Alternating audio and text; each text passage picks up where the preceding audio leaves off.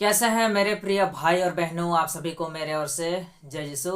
आज मैं आप सभी दोस्तों के लिए एक बहुत बड़ा और इम्पोर्टेंट टॉपिक को लेकर आप लोगों को जानकारी देने वाला हूं दोस्तों।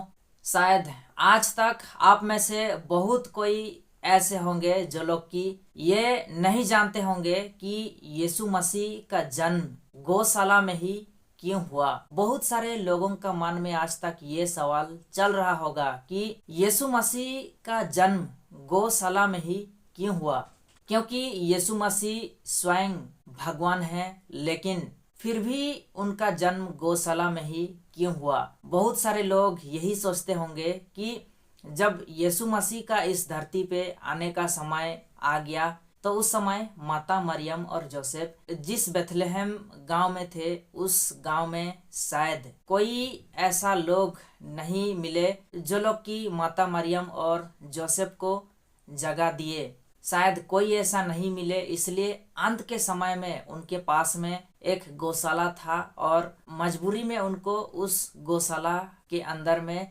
प्रभु यीशु मसीह को जन्म देना पड़ा।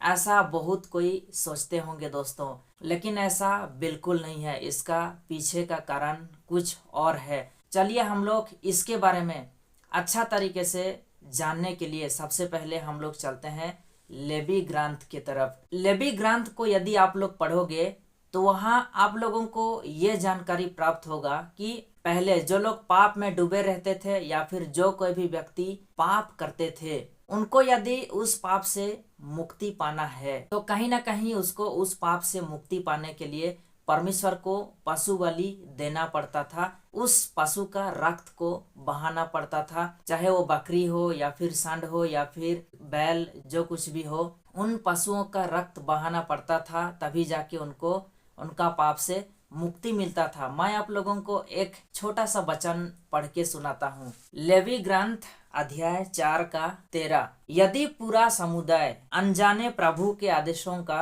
उल्लंघन करे या प्रभु द्वारा मना किया हुआ कोई काम करे और इस प्रकार दोषी बने, तो पाप का पता लगते ही पूरे समुदाय को प्रायश्चित बलि के रूप में एक सांड चढ़ाना चाहिए। दोस्तों, इस वचन में क्लियरली लिखा हुआ है कि यदि कोई पाप करता है, उनको उनका पाप के प्रायश्चित के लिए एक पशु बलि देना होगा। उसके बाद में दोस्तों धीरे धीरे समय बदलता गया और परमेश्वर को लगा कि नहीं, अब मेरे को पशु बलि नहीं चाहिए। थोड़ा सा हम लोग एक वचन पढ़ के जानते हैं कि परमेश्वर उसके बाद में क्या चाहते हैं या फिर पशु बलि को लेकर क्या कहते हैं। नबी ईसाया का ग्रंथ अध्याय 1 का 11 में लिखा है, प्रभु यह कहता है, तुम्हारे असंख्य बलिदानों से मुझको क्या, मैं तुम्हारे मेंढों और बछड़ों की चर्बी से उब गया हूँ। मैं सांडों, मेमनों और बकरों का रक्त नहीं चाहता। दोस्तों, परमेश्वर को अब लगता है कि नहीं, पशु बलि से काम नहीं चलेगा, अर्थात अभी मेरे को पशु बलि नहीं चाहिए, उनका रक्त नहीं चाहिए। यदि अभी पशु बलि नहीं चाहिए तो परमेश्वर को क्या चाहिए? यदि पशु बलि नहीं चाहिए तो परमेश्वर को अब चाहिए कोई मनुष्य का बलि। तो इस संसार में कौन ऐसा व्यक्ति है जो कि निर्दोष है? यदि परमेश्वर को मनुष्य का बलि चाहिए तो इस संसार में कौन ऐसा व्यक्ति है जो कि निर्दोष है? और यदि कोई ऐसा निर्दोष व्यक्ति है तो उसका बलि परमेश्वर को चाहिए। लेकिन दोस्तों, इस संसार में कोई भी ऐसा व्यक्ति नहीं है जो कि कभी ऐसा दिन या फिर समय नहीं आया हो कि वो पाप ना किया हो। चलिए उसके लिए हम लोग और एक वचन के माध्यम से जानने के लिए कोशिश करते हैं उसके बारे में। उपदेशक ग्रंथ अध्याय 7 का 20 में लिखा है, संसार में ऐसा कोई धार्मिक मनुष्य नहीं जो भलाई ही करता और कभी पाप नहीं करता। वचन कहता है, संसार में कोई ऐसा धार्मिक नहीं जो सिर्फ भलाई ही करता और वो पाप ना करता हो। दोस्तों, मैंने आप लोगों को पहले भी कहा कि इस संसार में कोई ऐसा व्यक्ति नहीं है जो कि सिर्फ भला ही करता हो या फिर सिर्फ अच्छा काम ही करता हो और वो निर्दोष हो।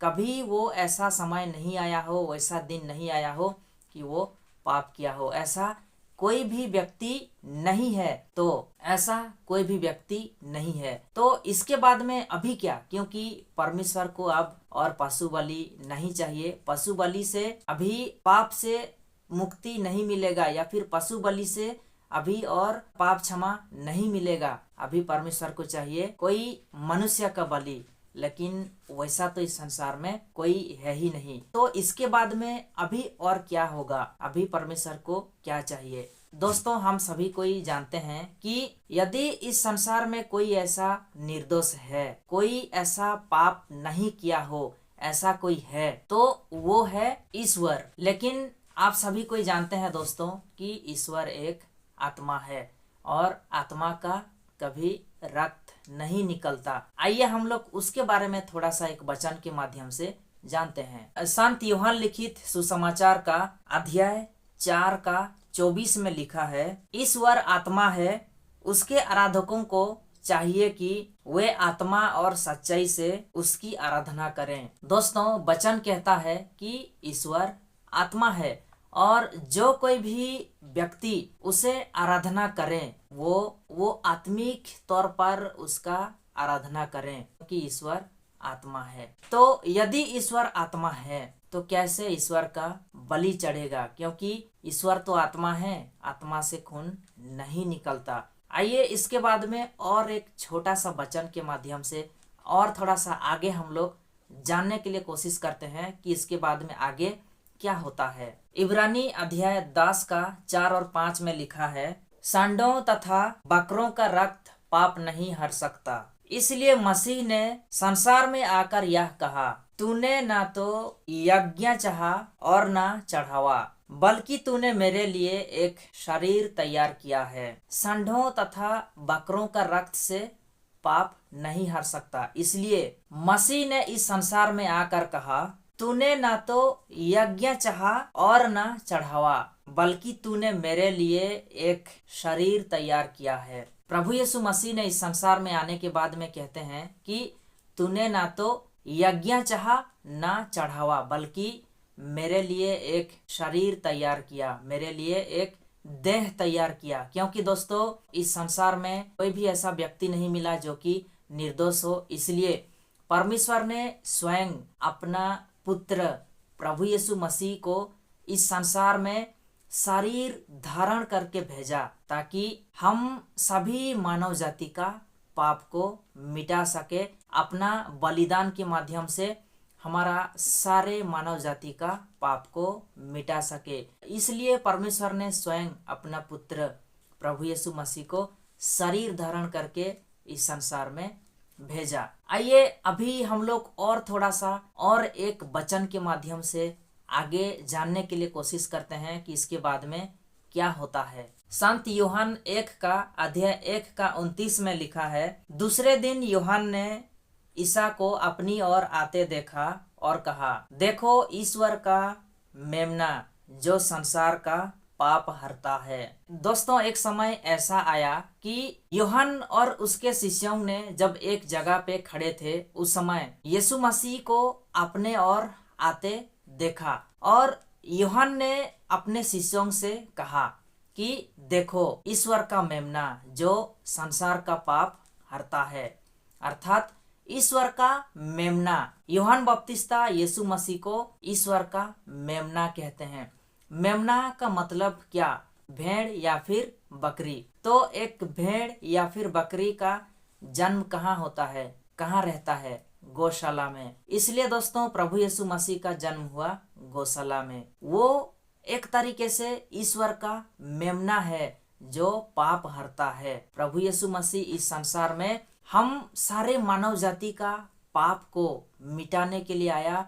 हम सारे मानव जाति का पाप को वो अपने कंधों में उठाने के लिए आया, क्योंकि दोस्तों परमेश्वर को उस समय एक मनुष्य का बलि चाहिए था। कोई ऐसा व्यक्ति निर्दोष नहीं था इस संसार में। इसलिए प्रभु यीशु मसीह स्वयं इस संसार में शरीर धारण करके एक मेमना का रूप में आए और खुद को हमारे लिए सूली पे चढ़ा दिए। दोस्तों, मेरे तरफ से जितना हो पाया दोस्तों, मैं आप लोगों को इस वीडियो के माध्यम से समझाने के लिए कोशिश किया कि प्रभु यीशु मसीह इस संसार में हमारे लिए क्यों आए और गौशाला के अंदर में क्यों जन्म लिए। मेरे तरफ से जितना संभव हो पाया मैं आप लोगों को समझाने के लिए कोशिश किया। यदि आप लोग इस वीडियो के माध्यम से थोड़ा बहुत कुछ भी सीख पाते हैं तो मैं चाहता हूं कि आप लोग इस वीडियो को ज़्यादा से ज़्यादा लोगों तक शेयर करें, ताकि एटलीस्ट इस वीडियो से बहुत कोई लोग थोड़ा बहुत कुछ सीख सकें और जान सकें। चलिए फिर हम लोग मिलते हैं नेक्स्ट वीडियो में। आज के लिए इतना ही। सभी को फिर से एक बार जय यीशु, धन्यवाद।